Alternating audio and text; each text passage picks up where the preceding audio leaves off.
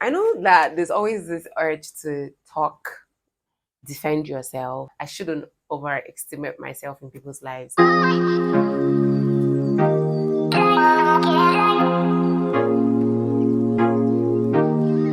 Hey, my loves, welcome back to my YouTube channel. If this is your first time, welcome to the family. My name is Etienne M. Brooks, and on this channel, I share with you the tips and the lessons that are helping me navigate my life as an adult.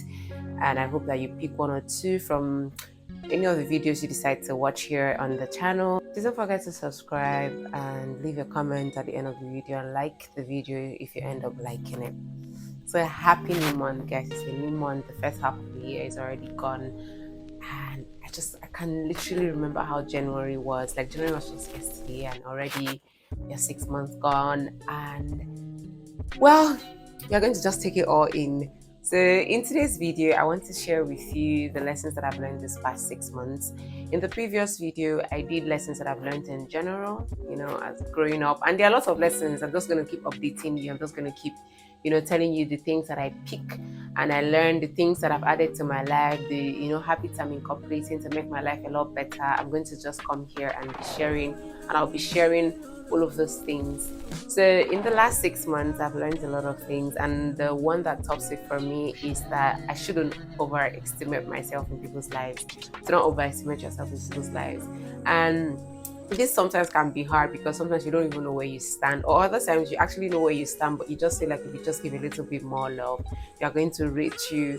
But the truth is that it doesn't happen like that. People are people who will always be people. Human beings are always be human beings. They are just certain people that they don't just regard as anything, and it doesn't really have anything to do with it. If I want to be honest, it's just them. And do not place yourself higher than they actually place you. Do not just go overboard for people that would never go overboard for you.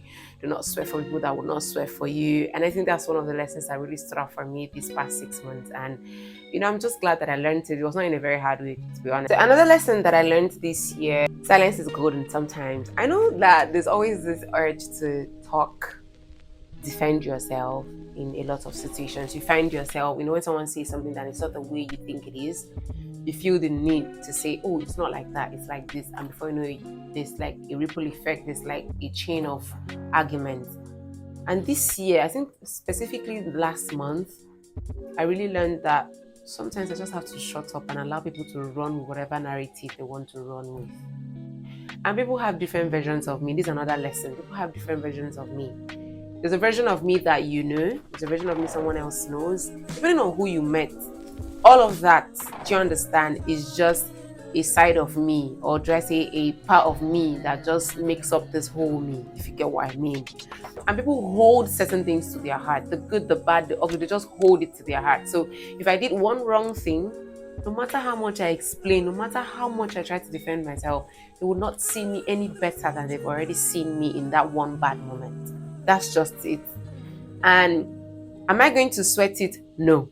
You don't do that. Just keep quiet. Just shut up and move along. Let them deal with it. I mean, it's them. It's what they decide to pick, and that's fine. To be honest, that's really fine. Another lesson that I've learned this past 6 months is that people know what they are doing. Human beings, they know what they are doing.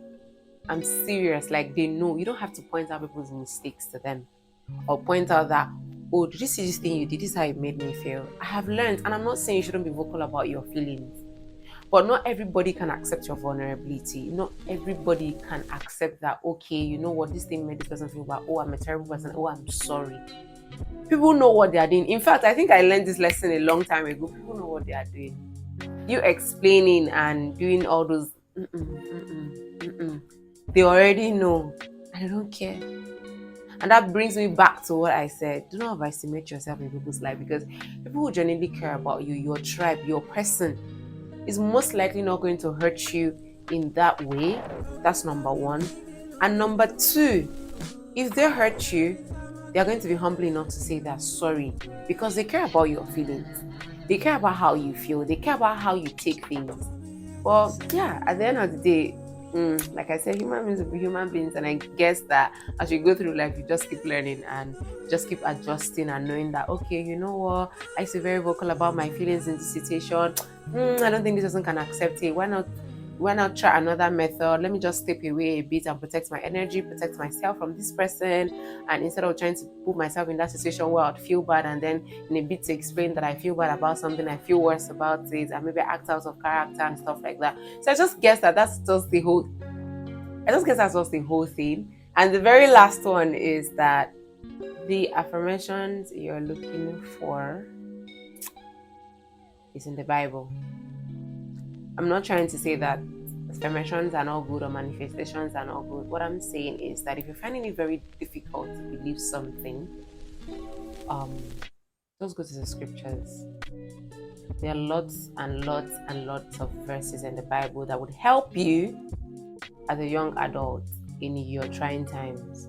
I think, like the other time I mentioned, that one of my favorite verses from the Bible is that God is close to the brokenhearted. God is there with you if you're broken.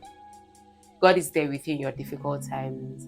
Before He created you, He knew you. You know, you're made for signs and wonders. There are just lots of verses in the scriptures. I feel like I should do an entire video. Even though this month I was planning on just picking each of these lessons and, expatiating on it a lot better. I feel like I'm going to do a video talking about these verses that's going to help you in your life. Generally, it has helped me. You need to see me last year, I was a mess. And this year, with the help of friends and with the help of the scriptures, I've been able to love myself and see myself in better light. I mean, I look at myself sometimes now and I feel so much better than I was last year. And I'm very, very grateful for that progress. So guys, this is just what the video is about. I just thought I should come here and share with you the lessons I've learned this past 6 months. So guys, thank you for watching today's video. I don't know if I was really speaking or I was just rambling, but thank you guys for watching this video. Don't fail to subscribe, like, leave a comment, and share to your friends and family and let them watch this video as well, and let's just build a community together.